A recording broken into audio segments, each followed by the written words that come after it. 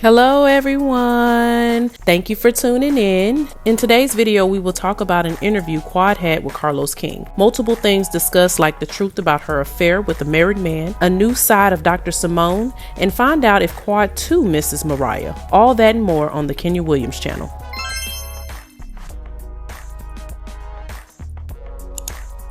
Welcome back, cousins. If this is your first time tuning in, I'm Kenya. Thank you for clicking on this video, and I hope that you stick around for more. But without further ado, let's get into it. Now, today's video is in response to Toya's interview with Carlos King just prior to this one. I was supposed to do this video last week, but I messed around and caught the Rona. But no worries, minus the little congestion, I say I'm fully recovered. Anyways, if you haven't already, I do encourage you to go check it out. If not, and you rather trust my summary of the interview, well then by all means necessary, please do.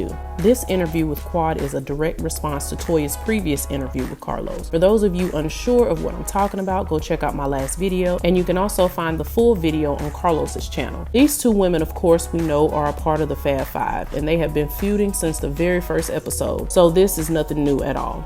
In the beginning, Carlos starts it off how he starts off most of his sit-downs, by giving big props and acknowledging accomplishments and complimenting appearances. While most will see this as butt kissing, others may see it as harmless compliments. However, I've watched enough of his interviews to know or notice who he's really partial to and who he just fluffs up for views. And I'd have to say between Quad and Toya, he definitely favors Quad more. Heck, in his interview with Heavenly last year, which I also did a video on, he even appeared to be more partial to her than Toya. But hey, that's just me. I mean, this man looked dead into the camera with a straight face and called Quad an icon. And I get it, this man has a job to do. And at times he may have to stir the pot a little to get views, but I've watched him in multiple videos laugh and talk about one person, then turn around and do an interview with that person the following week and laughing and talking about the other. But it works, obviously. He has a nice size following, so what do I know? Maybe I should neglect my morals and follow suit too.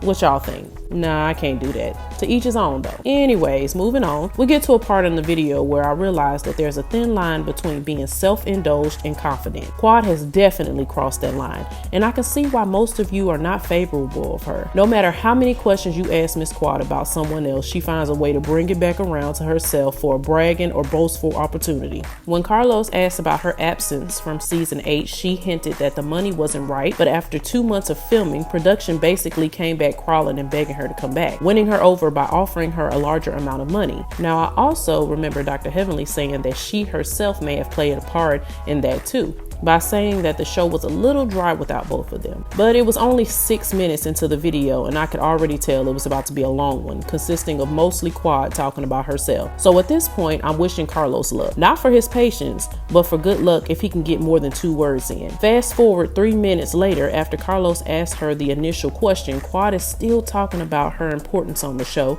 and basically sums it up to, without her, the ratings go down, and she helps put coins in the rest of the cast's pocket. When he finally gets the mic back, he asks this. May I ask you, were all the cast members except Heavenly happy that you weren't back the first 2 months of filming? I don't think it was all of them, no. No, it was not. It was not. It was one in particular, and then I think... Toya? Well, baby, how you know all the tea? Baby, God, baby! And see, this is my problem with Carlos right here. Y'all see how quick he was ready to throw Toya up under the bus, but was literally just smiling all in her face? Now, I get this is all for entertainment, but where is the loyalty and respect and the professionalism as a producer? It's shady. I don't know, maybe it's just me, but moving on. She's then referred to as the Tom Brady of the show. And if that's a sports reference, I have no idea what that meant because I know absolutely nothing about sports.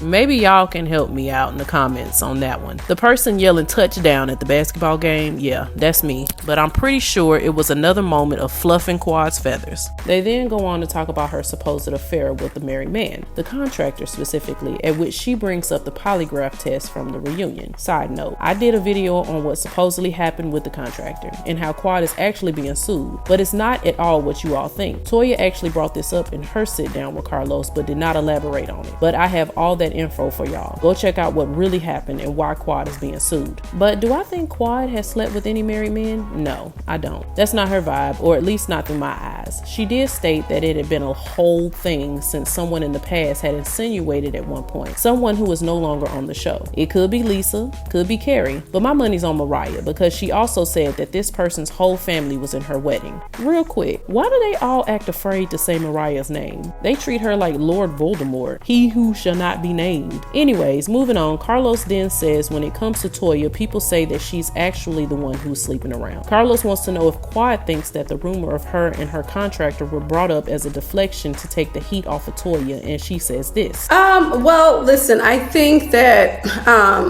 so initially I never even said it. It came to me. I don't know. I don't sleep with the people. I'm not in the bed with her or, Eugene, none of the people. I'm not in the bed with them. And I truly don't want to be. No. So I can't say. All I can say is that information did come to me along with it coming to a ton of other people, right? I do think when it was said about her, I think that Simone swooped in to kind of say, okay, well, let's just throw it back on to Quad. And let's just say, to kind of save face for Toya. And she also recalls a time when she actually saved Simone from getting a beat down from Toya during a reunion. And Simone has told me, I had a privilege to have dinner with Simone a couple of weeks back. I think it was the week prior to, and don't let me forget to pull up the polygraph results. But I had an opportunity to sit down with her a couple of weeks prior to, actually it was the week of Spell House homecoming.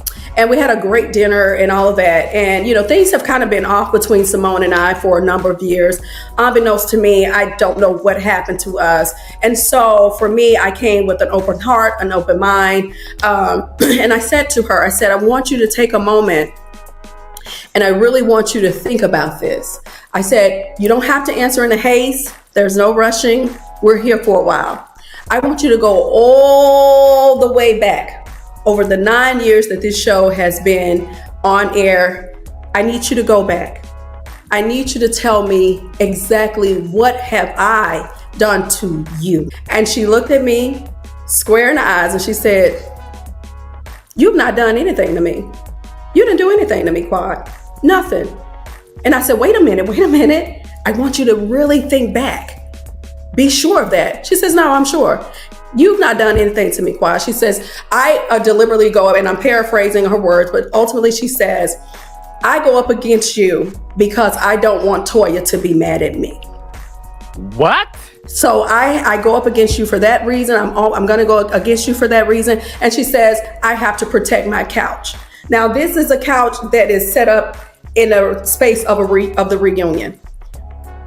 We're not even on television. And so my thought process was like, wow, really? You gave someone this much power that you can't even be the intelligent woman that I know you to be, that you're going to fall into the trap and be like, oh, I'm just going up against you because if I don't, she going to be mad.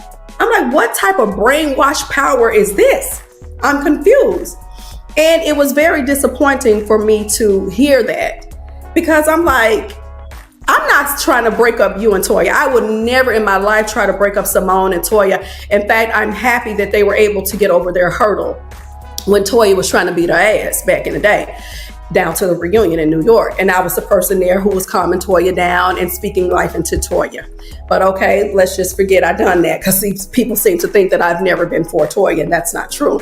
And see, this really made me think a little of my previous video. The title asks, does Toya miss Mariah? And I believe she does, because at this point, where's the loyalty? Simone so-called doesn't want Toya to be mad at her, but quickly threw her under the bus with Quad.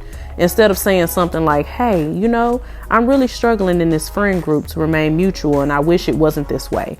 She chose to say what she said. That's why Toya misses Mariah. She misses the strong alliance that came with being Mariah's friend. Because let's be clear, Quad is fabulous, but she's also dramatic and over the top. But her and Heavenly's clapbacks combined have no weight against Mariah's antics. And you add Lake with Miss Lucy and it's automatically a recipe for disaster. And good quality TV too. So while Quad's sitting up here talking about boosting ratings and adding money to their pockets, the true comeback queen has yet to return. And I'm telling y'all now, if she decides to, that's going to give Bravo the highest ratings they'll ever have. But that's what I feel.